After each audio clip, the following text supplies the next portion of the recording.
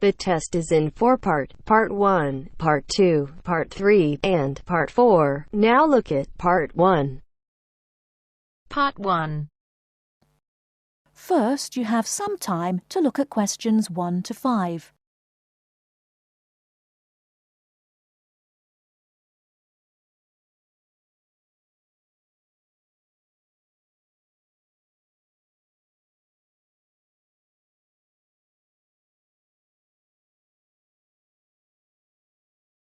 Now we shall begin. You should answer the questions as you listen, because you will not hear the recording a second time.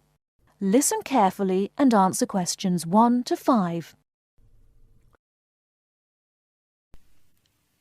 Kingsbury College, can I help you? Oh, hello. I'm ringing to find out about one of your courses. Yes. Is that a daytime or an evening course? Evening. Right. I'll just get a few details from you, if I may. Fine. Could I have your full name, first of all? It's Peter Wright. That's W-R-I-G-H-T. OK.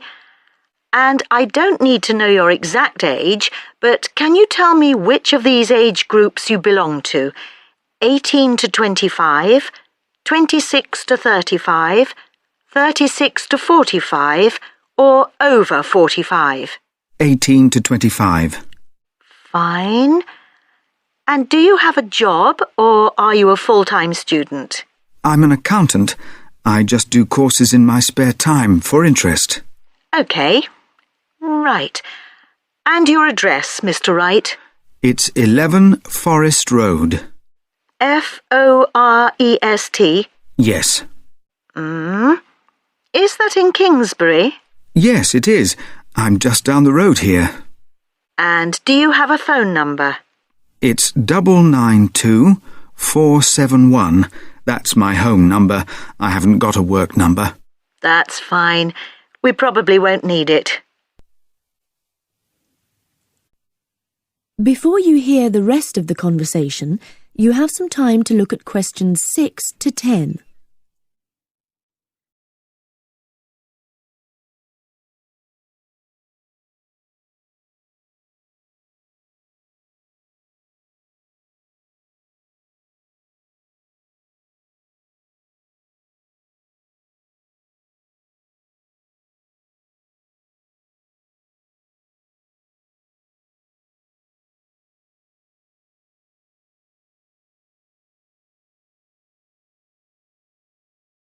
Now listen and answer questions 6 to 10. Now, you want to register for a course. Yes, cookery. Do you happen to know the exact title of the course? We've got Thai cookery on Wednesdays, or Mexican cookery on Fridays, or... Mexican. I'd like to do both, but I'm busy on Wednesdays. OK. Well, you can always do the other one next term, I suppose. Now, do you know when it begins? Is it the 26th of March? That's right. And it's £45 in total. That's including the ingredients. How would you like to pay? Card? Cash? Can I send a cheque? You can, yes, as long as it arrives at least 1 week before the start of the course. OK. And I'll just give you a reference number, if you could make a note of it and write it on the back. Yes? It's CZ943. Yes, got that. Good. Well, there's just one last question. Do you have any special requirements that I should make a note of? Yes, there is one thing. I use a wheelchair. Right, so you need to have access for that. OK. Don't worry, your room is on the ground floor and I'll make sure there are no steps involved. We can always put a ramp in. Thanks. So, we look forward to seeing you on the 26th of March. That is the end of Part 1. You now have half a minute to check your answers.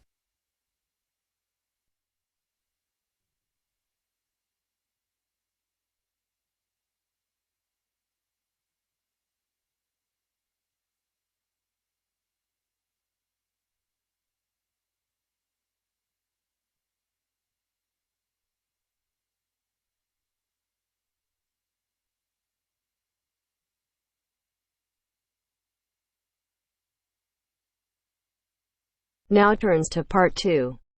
Part 2. First, you have some time to look at questions 11 to 15.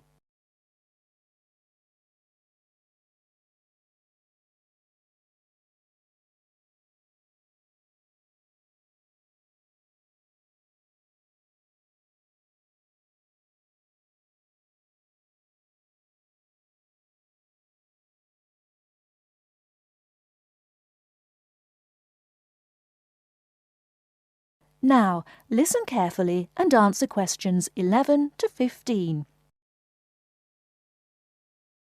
The Airbus A380 is a revolution in aircraft technology. Today I have as my guest Mr. James Carr, who worked on the project. Mr. Carr, when did you start working on the Airbus A380? I started working on the A380 project at the beginning of 2003, about a year after the first real construction began, although work on the plane began in 2000. Can you tell us something about the plane? It is the biggest passenger jet in the world, with a capacity of 550 to 600 seats. It is over 24 metres high and has a wingspan of around 80 metres. It has 20 wheels and weighs 421 tonnes without passengers, and has a range of 14,800 kilometres. What exactly did your job involve? Were you working on the fuselage? No, I was working on the wing assembly at Broughton in North Wales. The fuselage and tail fins were made in Germany and Spain, and the final assembly took place in Toulouse, France. My job was to work on the computer-controlled wing panel assembly machines. These wing panels are not just sheets of metal, but have reinforcing stringers, which are long pieces of metal running along their length. The stringers are needed for strength. For the A380, Airbus invested heavily in automated machinery to fit these. The wing panel assembly machines cost around $12 million each, and there are now 6 of them. The machines required control programs to operate them, which told them where to go and what to do. I was responsible for the control programs. How many people were working on the wing assembly? It involved around 1,000 people, but this was a small percentage of the total, and they weren't all working at Broughton. Before the wing assembly took place, the wing had to be designed. This required massive amounts of research. The wing must be strong enough, but the weight must be kept to a minimum for safe takeoff and landing. The takeoff speeds for large aircraft can exceed 330 kilometers per hour. What was the factory at West Broughton like? Very big. The part I worked in was as high as a 6 or 7-story building. On some days, there were clouds inside the main building. There were other buildings, offices and departments inside the main buildings. Workers used bicycles, trucks and vans to get around inside. The building is the size of 6.5 football pitches. How did you test the wing? The wings went through several tests to confirm design and stress predictions.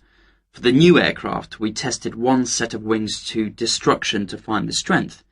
In other words, we completely destroyed the wing. We used another set of wings for fatigue testing. Fatigue testing is where we move the wings up and down repeatedly over a long period to check that they perform well and that no cracks appear. There were also test aircraft that pilots flew to check flying performance, fuel economy, loading and safety. How did you feel when the first plane was finished?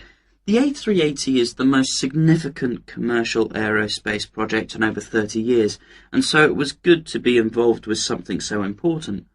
On the 27th of April 2005, we watched as the A380 test aircraft flew for the first time, and there was a real sense of achievement. Did you have any problems during the construction? We didn't attempt a project of this size without expecting some problems. The whole thing was a problem-solving challenge from start to finish. Nothing was predictable. For example, while we were developing the programs, the robots nearly put holes in the wrong place and we had to start again. All these problems cost the company millions of dollars along the way. How much did the whole project cost? I would guess it cost around £8.4 billion or 12.6 billion euros. Thanks for talking to us, Mr. Carr. Not at all.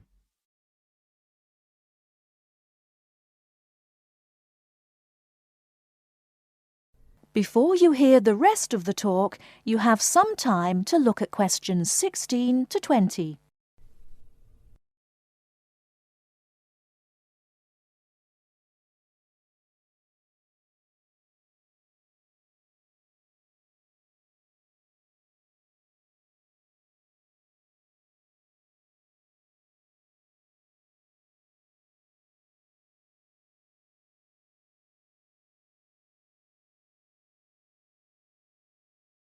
Now listen and answer questions 16 to 20.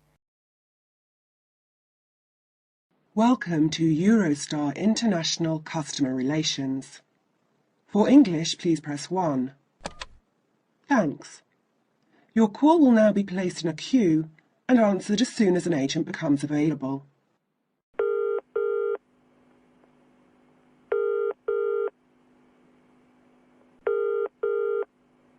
Which journey would you like to make? London to Paris, return. And what is your date of travel, please? The 21st of March, coming back on the 6th of April. What time of day would you like to travel? Around midday is best for me. There is one departing at 12:09 from Waterloo Station. Pardon? Could you repeat that, please? 12:09. 9 minutes past 12. Yes, 9 minutes past 12. Gets to Paris at 15:59. Right. I need to check the times of the trains coming back as well on the 6th of April. The latest I can get back to Waterloo is 9:15 p.m. What's the last one I could catch to get back by 9:15? How about if you arrive at 21:53? Is that okay? I think that would be too late because the last bus is at 9:30. Could you give me the one before that, please? Yes, I'll give you that. 1919 from Paris arrives London at 20:54. Sorry, what time was that from Paris? 1919. 19 minutes past 7. Sorry, I'm getting a bit mixed up. Could you run that by me again? Yes, of course. The train departs from Paris at 1919 and it arrives in London at 20:54. Got that. That will be fine. I'll need 2 tickets. Can we get a discount with our I6 student cards? Yes, of course. If you are under 26, you can get a discount making the price £59 for the round trip.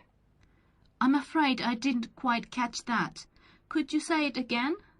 £59 for each return ticket, subject to availability. All right. Well, please could you book those now? Yes. How would you like to pay? I'll pay with my Visa card. Could you give me the name on the card and the number, please? The name is M. Kumada, Kumada. The number is 492989357321. Can I repeat that back to you? M. Kumada, 492989357321. That's correct. And what's the expiry date on the card? It's 0707.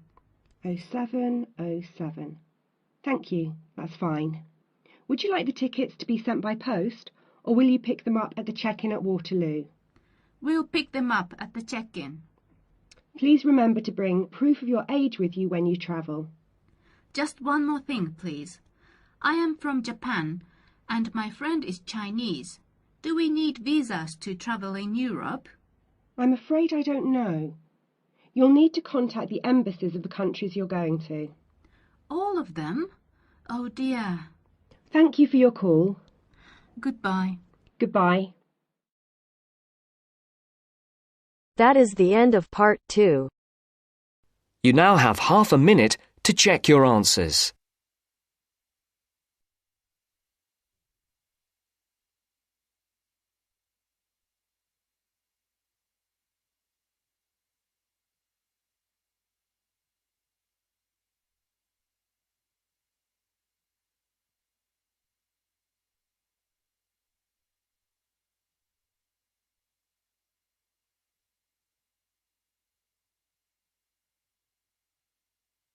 Now turns to Part 3. Part 3. First, you have some time to look at questions 21 to 25.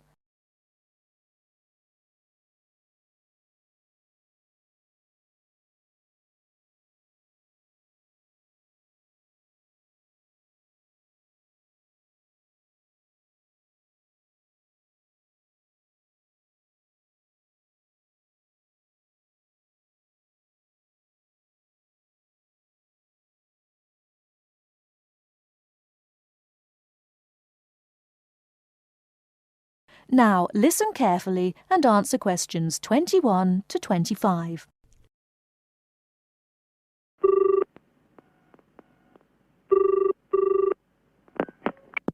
Scope Charity Office. How can I help you?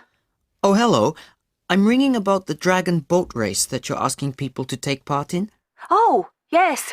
We still need a few more teams. Are you interested in joining the race? Yes, we want to enter a team, but we don't know anything about it. Could I ask you for some more information first? Of course. I don't even know when it's being held. It's taking place on the 2nd of July. Is that a Saturday? No, it's a Sunday. It's a much more popular day and more people can take part then. Right. And where's it being held? At the Brighton Marina. Oh, I'm an overseas student. Could you spell that for me? Yes, it's Brighton Marina. That's Marina. Do you know where it is? I'm not sure. It's a couple of miles past the Palace Pier. Oh, yes, I know it. You take a right turning off the coast road, or you can cycle along the seafront. That's good. What time does the race start?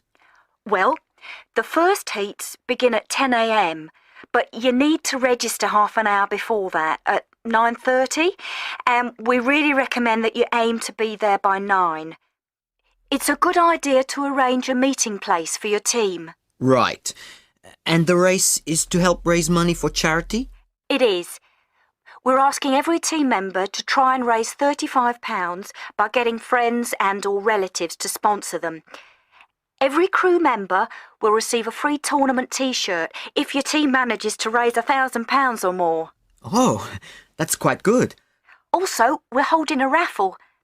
Every crew member who takes part in the race this season will be entered into a free prize draw. Oh, what's the prize? It's pretty good.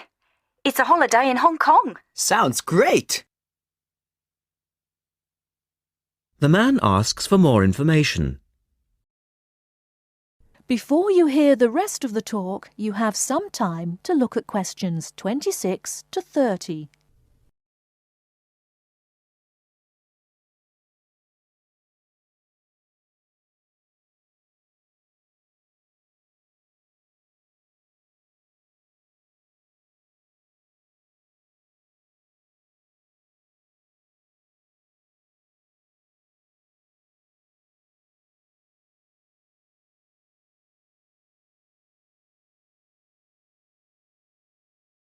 Now listen and answer questions 26 to 30. Is there anything else you need to know? Could you just tell me a little bit more about the teams? Well, you need to have a crew of 20 people for your dragon boat, and you then need to agree on who's going to be the team captain. That will probably be you. Fine. I've got a group of 20 people who are interested. Do all the team members have to be a certain age? Well, there's no age limit as such, but if you have a team member who's under 18, then They have to get their parents' permission to take part. Yes, that makes sense. It isn't dangerous, but we do have boats that turn over in the water, and for that reason we need to insist that everyone wears a life jacket as well. And you can hire life jackets from us when your team arrives. What do you advise people to wear? Well, most people wear a t-shirt, shorts and trainers. I certainly wouldn't recommend that you wear jeans or boots. In fact, it's a very good idea to bring some spare clothes. Okay. It can get quite cold and wet if the weather's bad, and there's quite a bit of hanging around, especially if you qualify for the semi-finals or the final. I see what you mean. Have you got a name for your team? Oh, not yet, no. Well, you need to decide on one and then put it on the entrance form, which I'll send you. Oh, okay. So, if you'd like to give me your address, I'll be happy to send details first class. That is the end of part 3. You now have half a minute to check your answers.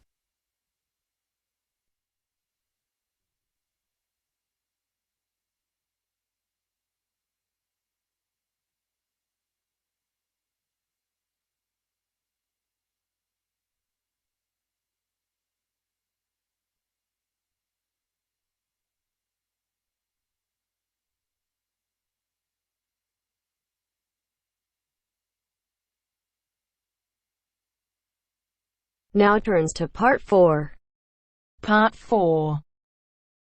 You will hear part of a lecture about trumpets.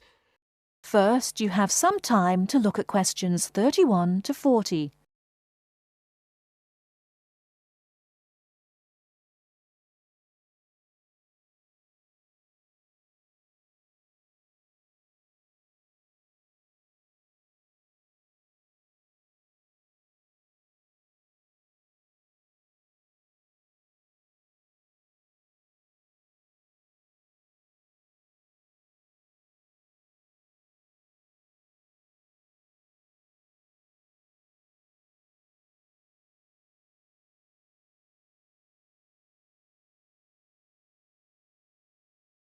Now, listen carefully and answer questions 31 to 40. The trumpet is quite a remarkable instrument. Take the B-flat type, for instance, the kind of trumpet most people use today. If we stretched one out in a straight line, it would measure nearly 140 centimeters in length. What we see in the diagram, then, is a very long brass tube wrapped around itself in order to save space. To produce its characteristic sound, the musician blows continuously into the small metal cup on the left called the mouthpiece, which is shaped to fit the lips. The air travels along the lead pipe and round the tuning slide, which can be moved in or out to change the instrument's pitch. The air then reaches the feature that distinguishes the trumpet from, for instance, a bugle, the 3 valves that extend from above the top to below the bottom of the instrument. Each valve can send the airflow one of 2 ways, either along the main pipe, the shortest route, or else into an extra length of tube, thus lowering the pitch of the sound being played. The musician does this by pressing one of the finger buttons at the top, diverting the air into the first tube if the first is pressed, into the second and shortest by using the second, or into the longest one, the third, by pressing number 3. The air then continues its way round the bend in the lead pipe and along to the end at the widest part of the body, known as the bell, which projects the powerful sound forwards. Incidentally, all this breath forced through the metal of the instrument does of course contain water vapor, and this will start to condense and form droplets after a certain amount of playing. The result is a gurgling sound from the trumpet, so to avoid this, there is a device on the tuning slide called the water key, which when pressed lets the water drip out.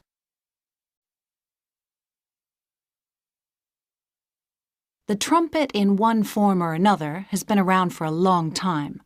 The earliest type we have actual proof of was a short, straight instrument used with marching soldiers by the ancient Egyptians' 18th dynasty, which makes it 3,500 years old, although other cultures in China and Peru certainly had something similar very early on.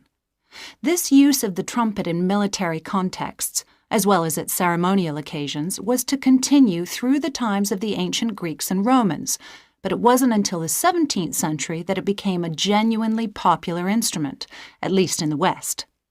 At the beginning of the 18th century, it was finally accepted as part of the typical orchestra, and the addition of valves in the 19th century, making it much more versatile, consolidated its position as a major orchestral instrument. Nowadays, the sound of the trumpet, which is of course both loud and clear, means that for many pieces it is used to lead the brass section of the orchestra. This sound and its versatility have helped extend its use to other forms of music such as jazz and pop, but there is another very practical reason for its widespread popularity. In comparison with many others, such as the tuba, the cello, or even the trombone, it is a fairly small instrument that can easily be transported and played just about anywhere. The downside of all this popularity, though, is that as everyone wants to be a trumpeter, it can be difficult for the young musician looking for work to find a vacancy. As a result, it's often the case that quite a few of the French horn players in a modern orchestra actually began their musical careers as trumpet players.